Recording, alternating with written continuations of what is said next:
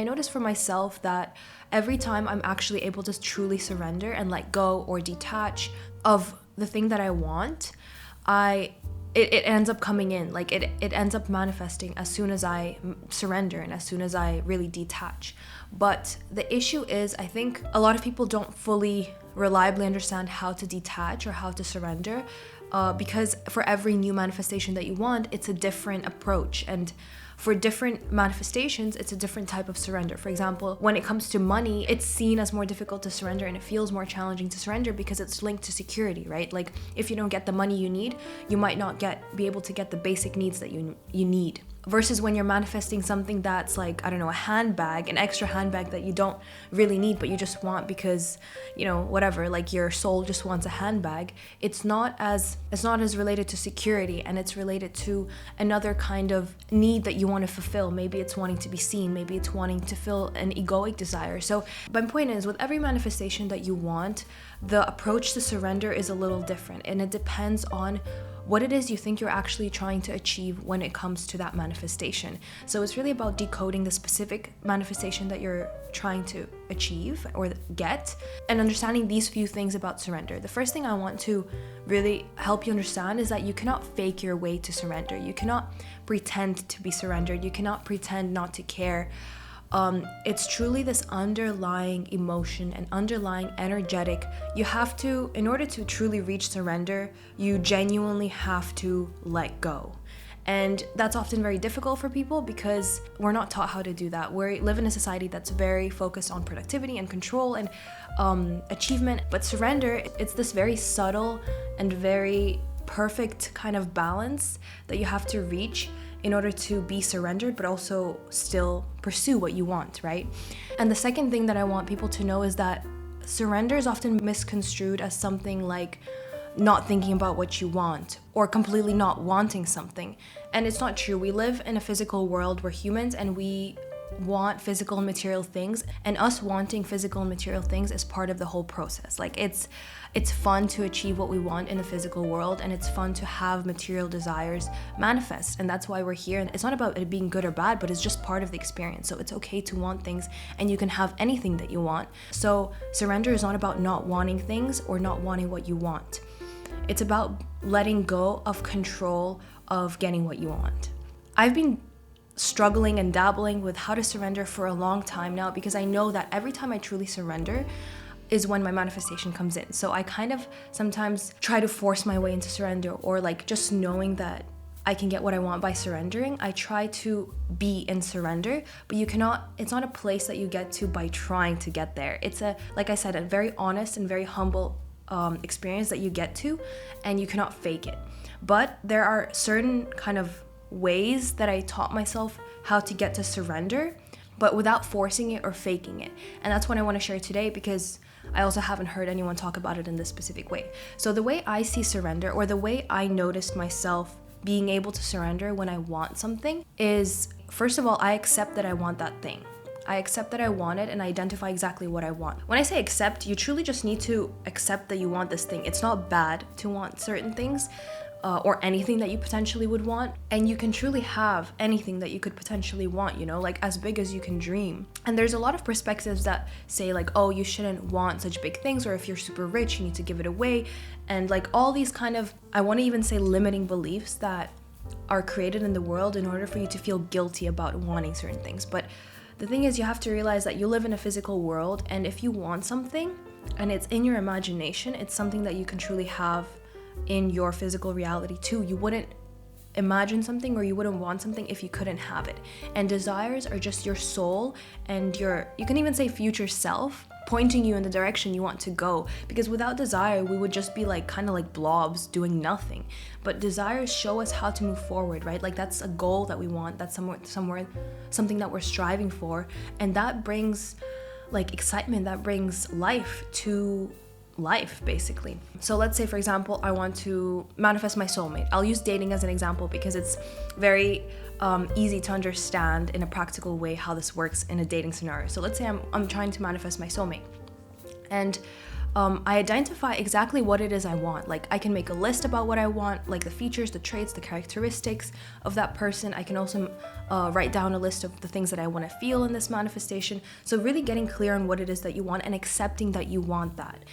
And the second thing I do, I understand why I want that thing. And why that's important is because then it helps you identify the kind of approach you want to take with surrendering. Because like I said in the beginning, surrender applies in different ways to different things that you want to create. And you need to understand why you want something in order to understand how you approach surrender in that specific case. So you understand why you want it. Like, what does it bring to you to have that thing? Like a relationship, for example. What does it bring to you? It brings maybe safety, security. Maybe it brings joy in a sense that like you can share your goals with someone else. Maybe it brings you fulfillment in a special way.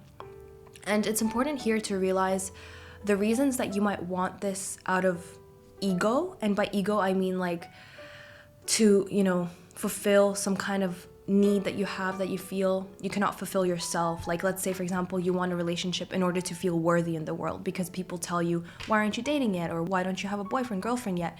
Like, you need to realize where you genuinely want it from a soul place, like a genuine place from your heart. Like, for example, fulfillment or love, you want to experience that, versus when you want it because you think it'll give you something that you feel you're unworthy of or you are lacking within yourself. So you need to really understand in what ways you might be seeking something out in order to make yourself feel worthy or make yourself feel whole, because surrender can only come from a place where you truly feel whole in that respect, and you're not manifesting something out of a need to fulfill some kind of gap that you think you have within yourself.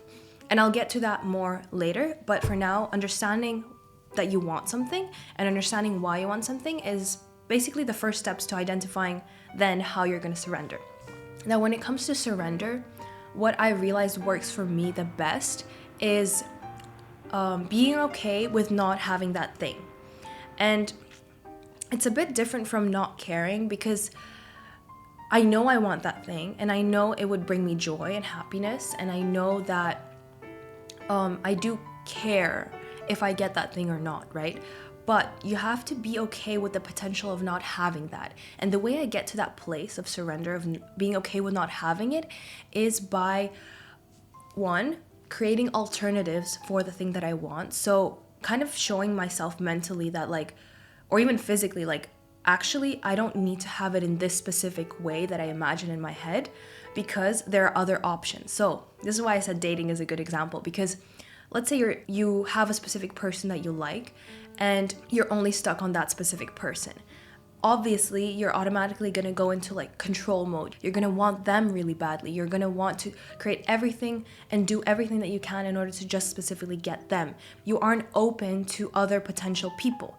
But when you have options and you have other people that you see or could potentially see, or just the idea that like, oh no, like it doesn't have to be this specific person, it can be anybody with these specific characteristics, you're so much more open and you're so much more relaxed because you don't see that loss of that specific person. Like when you have one specific person in mind, you automatically, your brain already sees the potential loss, because like if you don't get this one specific person, it seems like the end of the world. It seems like you didn't get what you want. But if you have multiple people that you're kind of seeing, or you have at least a potential idea of like, if this person doesn't work out, I know that there's going to be someone else. You start to open up to possibilities, and you start to open up to help from the universe, basically support and guidance to guide you to exactly what you want without controlling the situation. And that's exactly what surrender is. It's about not controlling the situation. It's about being open to possibilities, to potential support, and to potentially getting what you want in a way that you didn't expect. So it could be a different person, or it could be this person in a different way. So that's number one. You have to really understand that there's other possibilities. You have to be open to other possibilities. And number two is actually creating those possibilities for yourself. So let's say with the dating scenario, when you realize you're stuck on one specific desire, one specific person, or one specific way that you want this to play out, you have to create actively other potential situations or other potential avenues on how to get the thing that you want. So let's take another example. Let's say you want to create money and you have a job, but you want more. You want more money, you want more freedom, you want more financial safety, right? Security. and you only see this one job that you have. If you get stuck on the specific job and you think you're trying to manifest more money from this specific position, it gets very resistant and gets very difficult because you only see this one way. But if you actively go out and seek out other ideas, or even like search for other jobs on the side, or search for other ways you can make money, you automatically open up through these actions to other potential avenues of creating money. Surrender is basically being okay with how you get there. Surrender is letting go of control of how you're going to get there. And it's not taking action as well. Action doesn't have to mean something really big or something really resistant, right? It's also about taking aligned action. So it's about opening up yourself to the world and to your manifestation in small ways and in ways that shift your energy to become more in surrender. And so what I mean by that is, for example, let's take the dating situation again. You're seeing one person and you really like them, and you're trying to get into surrender so then, your soulmate can come in, or maybe they're your soulmate and you want things to work out with them. Instead of taking action in the sense of like going and asking them out, or like trying to make things that work with them really hard, or messaging them all the time, you take aligned action, which means you listen to your gut feelings and your inspiration and what feels good to you and what feels expansive, what makes you feel like you already have your desire, which is why it's important to understand why you want something. So like, let's say you want the relationship because you want to feel loved. You do things that make you feel more loved. So aligned action in this case does not have to relate to the manifestation. It can be you taking yourself out on a spa day, right? It can be you going out to the park for 10 minutes to read a book because that makes you feel loved because you take care of yourself. So it's about taking action in ways that make you feel good and aligned with the emotion and the feeling and the reality that you want to create. And so that's the little difference between surrender and being in control. Surrender means that no matter what you do, you trust that what you're doing for yourself is the right thing, and you do things for yourself because you're doing them out of not getting what you want, but out of making yourself feel the way that you want to feel. Versus control is trying to do things or take action in a very limited view of how you might get the manifestation in order to actually just get that manifestation. So aligned just means that you're trusting that no matter what you do, you're gonna get the thing that you want in the end, and you can surrender to support and guidance from the universe or from whoever you believe in, God, your higher self, to guide you to where you need to be. You're still the creator of your reality. You don't just sit back and expect everything to work out for you. Let's say you trying to surrender, and that to you means that you're sitting at home meditating and hoping that your soulmate is gonna ring your doorbell.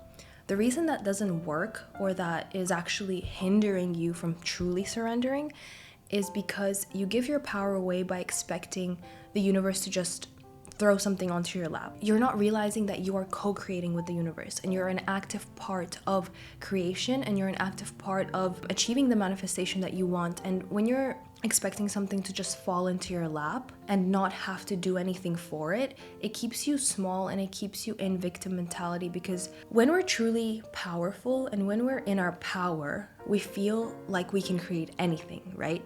We feel like we can have anything. We feel like we can do anything. We feel like we can take on the whole world. And when we try to surrender by sitting back and really not doing anything and not taking action, it implies that we are not that powerful. It implies that we don't play a role in co-creating with the universe. It implies that you might be afraid to take action, or you don't trust that you can take the right action, or you don't trust that everything will go your way if you might potentially do something wrong, right? There's a lot of powerlessness in not taking action, and that's why it's such a delicate balance, because there's an aspect to surrender which is trusting that what you want will come to you, right? But it is not to the extent that you're sitting at home and you're meditating and you're thinking that everything is just gonna fall into place perfectly without you taking action. And that's where people go wrong. Either they take too much action, or they take not enough action at all, and they expect everything to come to them without taking action. You're still living in the physical reality, and you're still living on a physical plane in a material world. So action is an important part of manifestation. So once you get to the point where you're okay with what you have now, and you're okay with other potential ways that something will come into your life, is when you basically align with the energetic of you having the thing that you want. Because one, you trust that you're gonna have what you want no matter what. That's that desire and that like belief in yourself and that goal. And you're taking action because you trust that you're part of co-creation and that you're basically following your inspiration and where your soul is taking you. And that also shows you that there's other possibilities, that you are a powerful creator of your reality. They're a part of this creation. You're a part of reaching this manifestation. And three, you're also surrendered. You let go of the desire in the sense that you're okay with things working out in a different way, and you know that in the end you're gonna get what you want, but you aren't controlling the situation. You aren't taking action out of control and to get your specific way. You're open to possibilities and potentials. Thank you for watching this video. I hope you enjoyed it, and I hope it helps you understand surrender a little bit deeper and a little bit more, because this is truly the way that it works for me, and I have been able to surrender so much more using this method. Give this video a like if you enjoyed this content, and comment down below if there's anything else you want to see or what you thought about this specific video.